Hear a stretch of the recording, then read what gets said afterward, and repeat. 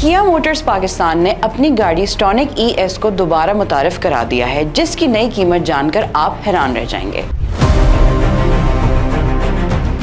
किया कंपनी ने इस मॉडल की कीमत में नुमायां कमी की थी और फिर कुछ अरसे बाद कीमत में इजाफा कर दिया था, जिसकी वजह से सार्फिन खासे हैरान और बाज परेशान भी नजर आए। मगर अब कंपनी की जानिब से किया स्टॉनिक की कीमत में बड़ी कमी कर दी गई है, जिसके बाद नई कीमत 47,67,000 रुपए मुकर्रर की गई है। ताहम कुछ लोगों ने शिकायत की है कि जब वो गाड़ी खरीदते हैं तो कीमत कुछ और होती है और जब बेचते हैं तो कीमत काफी कम हो जाती है, जिससे माली नुकसान होता है। याद रहे कि अप्रैल 2024 में किया ने स्टॉनिक EX प्लस की कीमत में 15 लाख रुपए की बड़ी कमी करते हुए 47,67,000 रुपए पर ले आया था। ताहम जुलाई में इसी गाड़ी की कीमत बढ़ाकर 55,50,000 रुपए कर दी गई थी, जिसमें मार्केट में एक बार फिर बेयकीनी की सूरत हाल पैदा हो गई थी। मजीद अपडेट्स के लिए देखते रहिए VNews.pk।